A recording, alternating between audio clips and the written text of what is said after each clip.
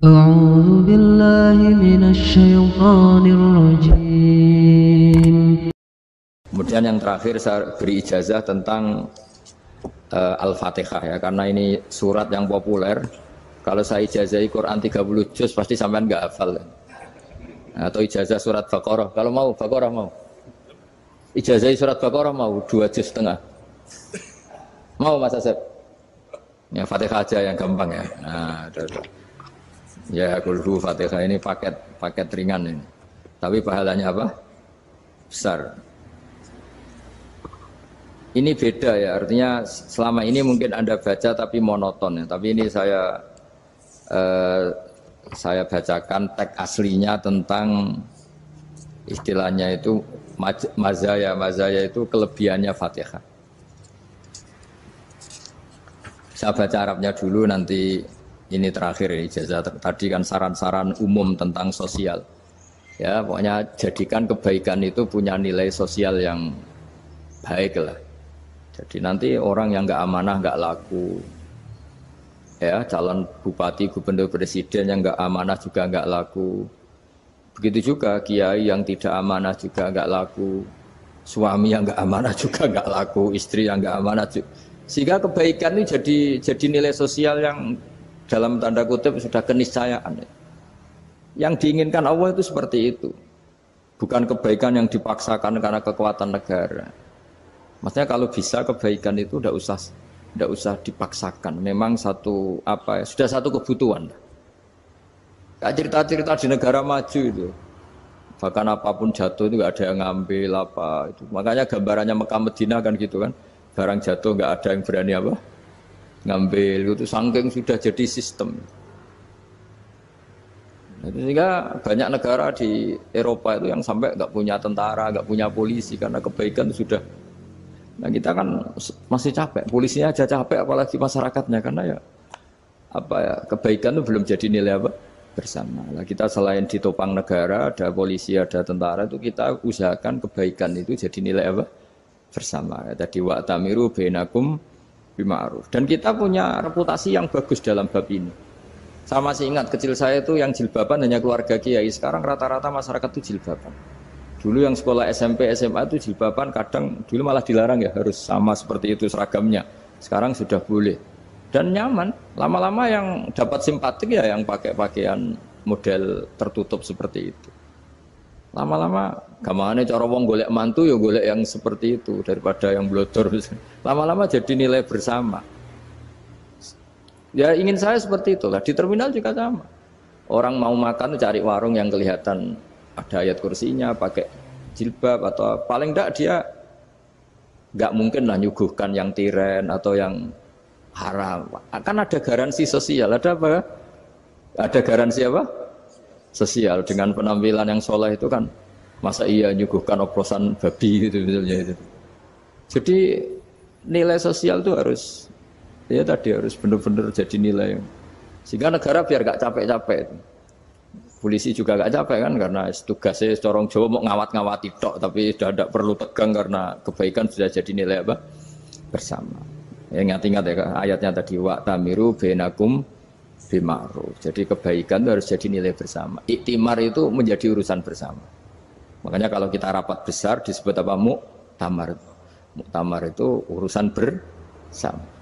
Tadi imamnya sholat juga menopang Gojek karena nggak lama-lama nopang Grab, nopang Kernet, nopang penjaga Indomaret, penjaga bensin, pom bensin.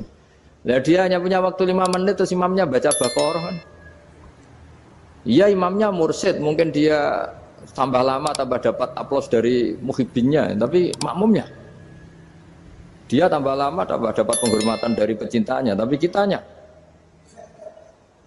wah khusyuk wali kan, dia dapat status naik lah, kita yang sudah tidak ikut jadi wali diganggu apa pekerjaannya. Kalau ada imam seperti itu sampai mufaroqah saja, niat ya Allah sampai sini saja saya makmum orang itu, silakan orang itu punya urusan sendiri dengan jenengan ya sudah, atau salib saja apa ya, itu boleh. Kalau dalam fikih namanya apa? Mufaroqah. Mufaroqah itu niat, tapi kamu jangan langsung selonong mufaroqah, niat dulu pamit sama Allah bahwa sekarang mau mufaroqah. Ya, tapi ya jadi sholat yang aneh kan, imamnya masih rukuk, kamu terus sujud, terus apa-apa selesai ya. Mungkin dalam pandangan itu orang lain ini maksudnya makmum gimana ini kok begini. Tapi sudahlah Allah Maha tahu. Insya Allah dimaklumi. Ya saya baca tentang Fatihah ya, karena sampean pasti sering baca Fatihah.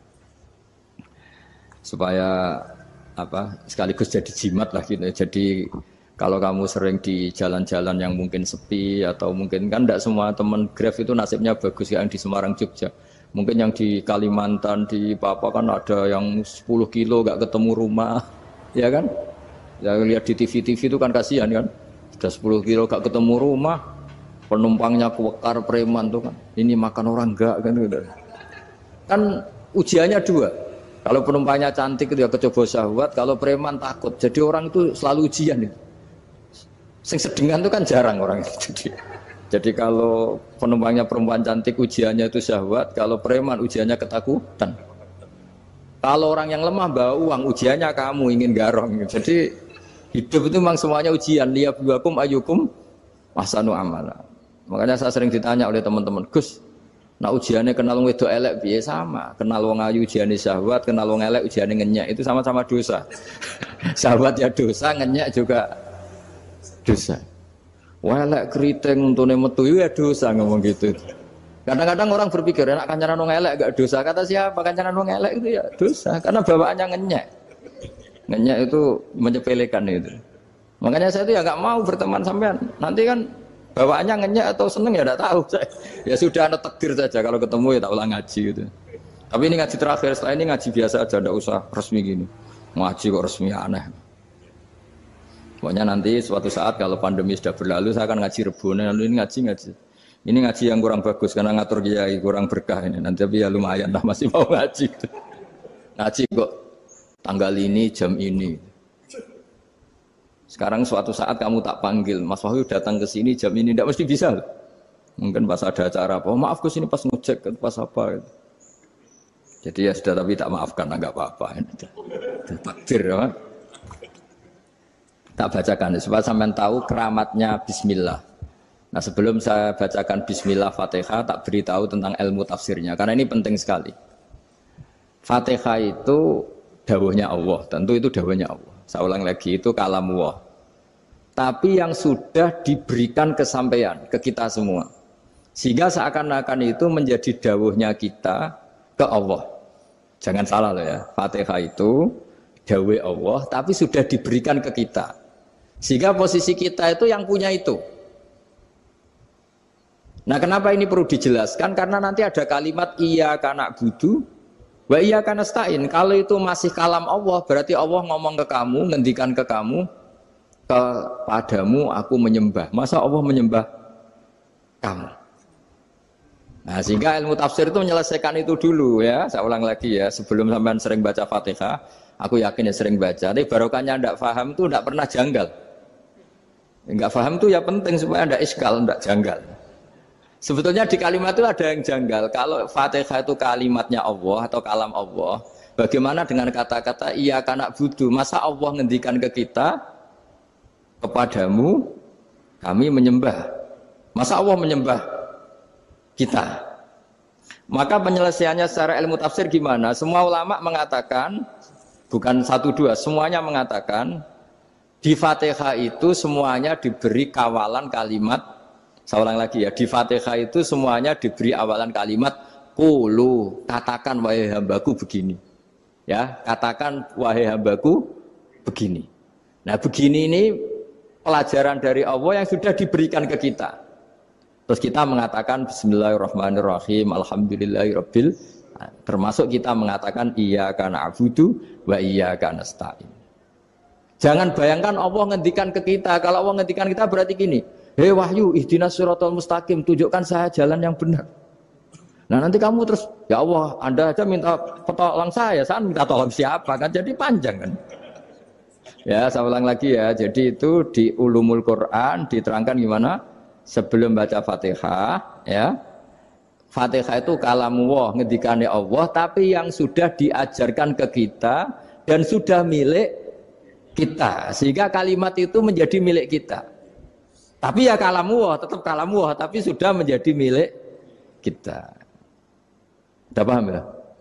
Ya pinter nah. Ya, karena kalau tanpa penjelasan seperti ini, Anda akan iskal. Bagaimana Allah, iskal itu janggal, bagaimana Allah mengatakan iya ke anak budu. Kan jadi aneh kan? Ya, jadi tak jelaskan secara ilmiah ya, jadi kata ulama-ulama tafsir, ayat-ayat Quran seperti ini sebetulnya dimulai dari kulu, apa? Meskipun nggak dilafatkan. Itu kan sama dengan kul huwallahu ahad Muhammad. Katakan kalau Tuhan itu satu. Ya namanya Quran itu kan kalam Allah membina nabinya, membina umatnya. Makanya dikatakan atau enggak, di sini tersembunyi kata kulu, katakan. Ya. Jadi ya ibarat apa itu?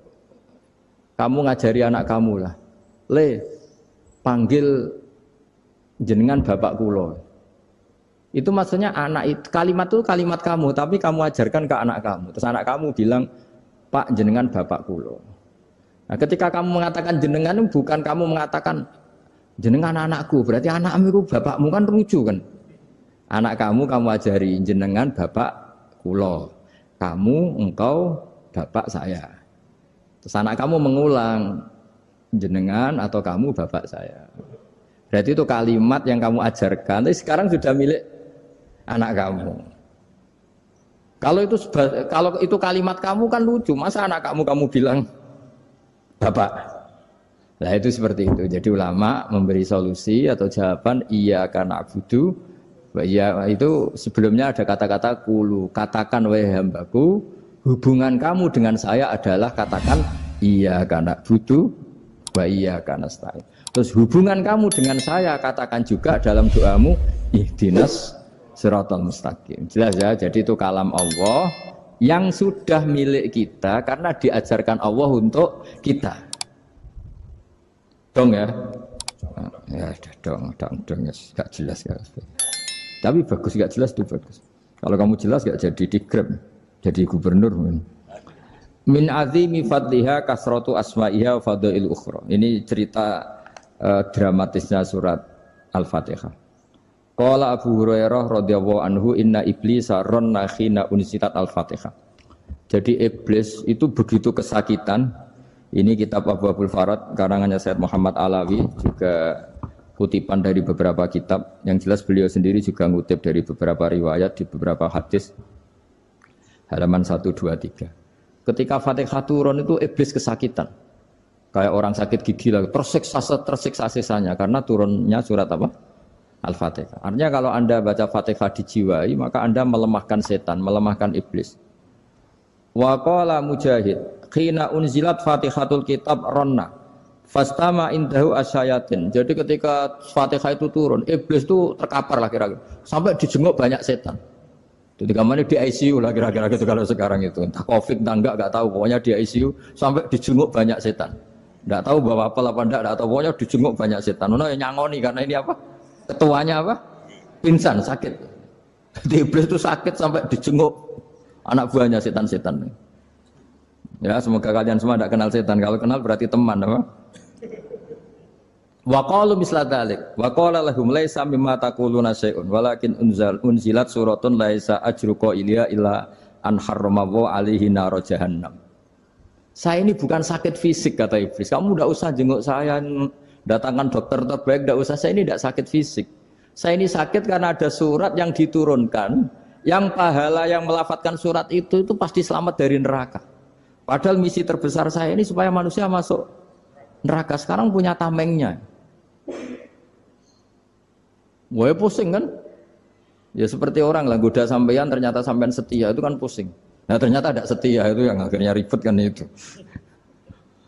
Jadi iblis itu cita-cita terbesarnya kan semua orang itu masuk neraka. Nah sekarang turun satu surat yang gara-gara surat itu siapapun yang baca dijamin selamat dari neraka. Jadi walakin unzilat suratun laisa ajru qailiha illa an harramallahu alaihi nar jahannam. Karena jadi dia shock lah, kalau orang di Jawa itu bilang shock.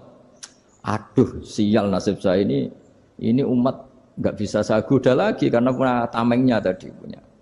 Qad batala kaidukum wa makrukum. Rekayasa kalian sekarang itu tidak ada gunanya semua. Nah, ini alhamdulillah di Indonesia kelihatan kan banyak yang miskin, banyak yang susah. Tapi selagi mereka masih sholat, itu keinginan mencari halal itu masih tinggi. Kayak apa kita di tengah kota, jauh dari anak istri, jauh dari tetangga. Biasanya kalau orang jauh dari anak istri, tetangga kan sakar PDW. Tapi yang soleh masih banyak, sudah jauh dari keluarga tetap lurus. Loh, kalau yang dekat lurus kan wajar, konangan wong akeh kan. Ini sudah jauh masih lurus. Nah ini nggak lepas dari barokahnya surat apa? Surat Fatihah tadi. Jadi karena ada surat yang menjamin pelafalnya atau qailiha terbebas dari api neraka. Wa qalat as-sayatinu lahu is ayyusa'in ta'muruna ya maulana. Faqala lahum idhabu wajtahidu hatta tukhfilu qulubahum hatta la yaqulu hadhihi surah. Lalu kita gimana? Jari para setan gitu. Lalu kita gimana? Terus kata iblis, sudah bikin mereka lupa sehingga tidak baca lagi. Selagi masih baca kita pasti keok. Jadi kalau sampean sudah jarang baca Fatihah itu berarti sudah bagian dari kemenangan apa? Iblis. Jadi kalau sampean sudah jarang baca Fatihah itu berarti bagian dari kekalahan Anda, kemenangan iblis. Masih sering baca? Berapa kali? Terus apa lagi?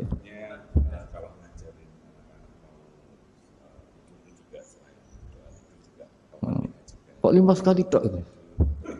Berarti pas salat fardu tok itu. Enggak 5 kali itu mendingan itu 17. Kamu itu ngitungnya jangan 5 ini. 5 waktu itu berarti lumayan kan? Berapa? 17 ya? Iya. 17 ya? Ya. 17. Tapi kalau makmum tuh sering separuh kan? Apalagi makmum tarawih. Ya kan? Makmum tarawih itu bacanya Fatihah ada yang sempurna enggak ya? Ya enggak lah. Baru alhamdulillah rabbil alamin ruko ikut ruko gitu. Makmum kan yang tarawih lah. Kalau tarawih jarang sempurna ya. Fatihahnya itu. Kan imam sudah ruko. Kamu bacanya Fatihah sampai mana tuh? Baru setengah ya. Ya paling pas tarawih aja kan enggak sempurna ya. Apalagi kalau imamnya sing kilat tuh waduh malah. Nah, ketika Fatihah itu sebegitu keramatnya, sebegitu topnya, itu setan rapat, singkat cerita itu yang tadi dipimpin oleh iblis yang sedang terkapar apa? Terus tadi obatnya enggak ada, cuma dia shock karena ada surat yang turun yang melafatkan itu pasti selamat dari apa? Neraka. Nah, ini gimana saran Anda? Terus sarannya adalah bikin orang-orang itu lupa tidak baca Fatihah. Nah, ini rapatnya iblis. Idzabu wajtahidu hatta tufilu qulubahum hatta la yaqulu hadhihi surah. Kala yuksiru qira'ataha wa la yakunu lahum ajrun wa thawabun bal yakunu lahum adzabun wa iqabun.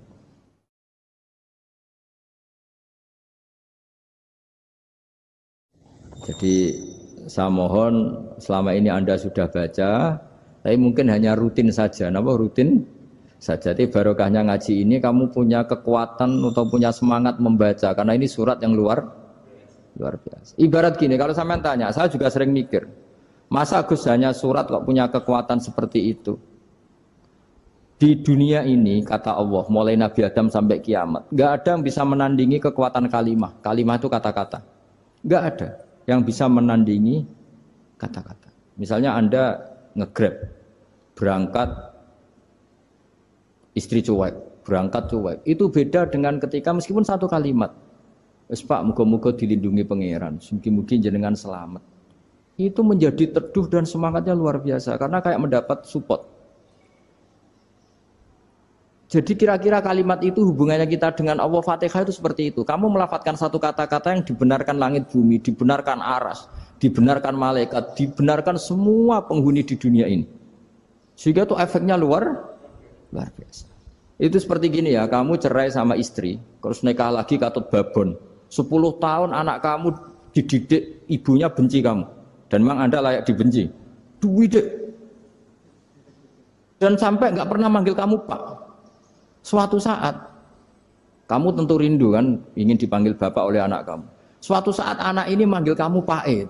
Itu senengnya bukan main. Hanya sebuah kata-kata. Makanya kadang-kadang orang itu tanya sama kiai, ijazah lafat ini gunanya apa sih? Itu ijazah-ijazah itu untaian kata-kata, yang kata-kata ini dibenarkan langit dan bumi dan aras dan para malaikat, sehingga efeknya itu luar. Nah ibarat seperti itulah, kamu melafatkan Fatihah itu melafatkan kata-kata yang dibenarkan Allah dan Rasul dan semua malaikat, semua penghuni langit. Maka ini efeknya pasti luar. Nah di sini lah orang-orang dulu itu tahu keramatnya itu, sehingga ketika melawan Belanda, melawan Jepang dulu itu kalimat-kalimat itu menjadi mantra yang luar biasa. Doa lah, doa yang luar biasa. Tapi di era modern karena orang sudah tidak ngerti itu, dianggap itu mantra, jimat, khurafat, bid'ah, waduh ribet menemal. Sebetulnya tidak seperti itu. Memang kata-kata ini kekuatannya luar biasa. Sama kesakitan hati kamu juga karena itu. Ngojek wangilan. Lha Pak di bojo kok kowe gagahe tok kere. Wah, iku seling terus mesti. Padahal kalimat itu kan tidak melukai secara fisik, tapi apa kerjanya sesuk saras-sarasen. Karena terus dengan pengadilan seperti itu kan, ngapain kerja demi perempuan yang seperti ini? Lagi-lagi kata-kata ini luar. Nah bayangkan kalau kata-kata itu adalah kalimat yang diajarkan Allah lewat Rasulnya, lewat malaikat Jibril. Kayak apa kekuatannya? Nah kira-kira Fatihah itu gitu. Kalimat yang baik, kalimatan thayyibah diajarkan oleh Allah dan Rasul, kayak apa kira-kira kekuatannya? Pasti luar biasa. Wong support yang dikatakan istri kita, anak kita aja luar biasa, apalagi ini support yang diajarkan Allah dan Rasul. Ya makanya saya mohon kalau baca Fatihah, baca kalimat-kalimat thayyibah ketika sholat itu dijiwai. Ya misalnya Rabbana lakal hamdu mil'us samawati wa mil'ul ardi wa mil'u ma syi'ta min syai'im. Engkau zat yang layak dipuji, dan pujian ini memenuhi langit dan bumi. Karena kita tahu nggak ada sejengkal di alam raya ini kecuali di situ ada rahmat Allah. Misalnya kamu bisa lewat sampai rumah saya, kamu mungkin anggap biasa saja. Coba kalau ngalami likuifaksi, tahu-tahu bumi ini ambles, bisa ngelewati yang likuifaksi itu luar. Tanyakan orang pernah ngalami likuifaksi di Sulawesi, itu melihat bumi bisa diinjak gak ambles itu, wah luar. Nah, sampean nggak ngalami itu sehingga lewat bumi ya biasa aja. Coba kalau ngalami seperti tidur, ya biasa aja. Coba kalau ada gempa, bahwa bumi tenang ini sudah nikmat yang luar biasa. Masa kamu ngakui nikmat nunggu digituin? Ya kan? Nah, makanya baca Fatihah dijiwai lah, bahwa ini kalimat yang luar biasa. Nah, saya teruskan ya. Warwa Muslimun fi sahihihi an Ibnu Abbas radhiyallahu anhuma annahu qala bainama Jibril alaihi salam qaidun dan Nabi sami anaqidan min fawqih farafa'a ra'sahu faqala hadza babun minas sama futihal yawma lam yuftaqadu ilal yaum fanazala minhu malakun faqala hadza malakun nazza ilal ardi wa lam yanzil qattu ilal yauma fasallim waqal absyir binuraini qad uti tahuma lam yu'tahuma nabiyyun qablak Fatihatul kitab wa khawatimu suratil Baqarah. Jadi suatu saat Jibril ini jagongan kira-kira gitu sama Rasulullah. Tahu-tahu langit itu gemuruh. Karena langit gemuruh kata Jibril terus semuanya ngangkat kepala ke langit. Ini pintu langit baru ini dibuka, yang sebelumnya tidak pernah dibuka seperti ini. Turunlah malaikat, yang malaikat ini pun malaikat spesial, yang enggak malaikat murahan lah kira-kira gitu, yang enggak pernah turun ke bumi kecuali juga saat itu. Dengan penyambutan yang luar biasa, dengan semuanya tidak pernah terjadi. Hanya karena bahas surat Fatihah. Jadi ini surat yang luar biasa, pengawalannya lewat malaikat yang spesial, enggak pernah turun di bumi kecuali saat itu. Penyambutannya juga enggak pernah seperti itu, baru seperti itu. Jadi semuanya itu spesial. Nah, kenapa ini spesial? Karena di situ ada isi puja-puji kepada Allah Subhanahu wa ta'ala. Ada ikrar kita, alhamdulillah rabbil alamin, ar-rahmanir rahim. Ikrar ini penting. Kalau contoh paling gampang gitulah. Kamu punya istri selama ini cerewet terus. Suatu saat ngomong, "Pak, tak angen-angen ra ono wong lanang koyo sampeyan." Wah, itu langsung tidak ada lelaki sebaik engkau. Itu sama senengnya, masya Allah. Karena ada ikrar dari seorang istri ke kamu. Nah bayangkan kalau ikrar kita sebagai hamba diakui oleh Allah Subhanahu, maka ikrar ini akan dicatat sebagai kebaikan kita yang kita panen nanti di akhirat. Karena ada ikrar. Kita ikrar bahwa alhamdulillah rabbil alamin. Kita ikrar ar-rahmanir rahim. Kita ikrar maliki yaumid din. Kita ikrar iya anak budu, iya kanas. Sampean misalnya jadi orang Indonesia, ketemu orang Indonesia yang makmur di Jerman, terus lupa Indonesia. Kamu orang Indonesia, enggak, saya ada orang Indonesia. Mangkel gak kira-kira? Mangkel. Karena salah ikrar kan gitu. Ya jadi saya mohon jangan anggap kalimat itu hal yang biasa, tapi luar biasa. Nggih, ngoten mawon. Assalamualaikum warahmatullahi wabarakatuh.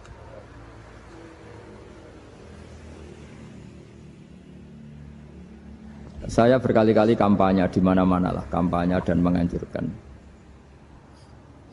Di antara catatan dalam Suhufi Ibrahim wa Musa kan ada kan di Quran itu yang dinamakan lampiran-lampiran wasiatnya Nabi Ibrahim dan Nabi apa? Musa. Itu di antara catatannya begini. Orang yang punya akal itu adalah orang yang bisa menikmati sesuatu yang baik. Misalnya gini, contoh gampang gini. Kamu punya anak pertama atau punya anak yang masih kecil, itu gendong tuh senangnya bukan main. Melihat anak sehat tuh senangnya bukan main. Mungkin saat itu banyak orang yang sedang maksiat dengan perempuan nakal atau dengan teman-teman nakalnya, yang nganggap seperti itu tidak nikmat. Tapi andaikan ini ditimbang ya ditimbang. Yang maksiat betulan, misalnya paling ukuran bahagianya itu 70%. Tapi yang ini, yang nimang anak baru lahir atau masih kecil, corong Jawa ngeloni anak, bisa saja bahagianya itu sampai 100%. Artinya selama ini kesalahan kita adalah nganggap maksiat itu pasti menyenangkan dan taat itu tidak menyenangkan. Makanya saya berkali-kali fatwa, untuk melawan kenikmatan maksiat, orang harus terbiasa menikmati taat, menikmati kebaikan. Jangan kira kita nimang istri nikmat, nimang anak nikmat, ketemu teman yang lama tidak ketemu juga nikmat.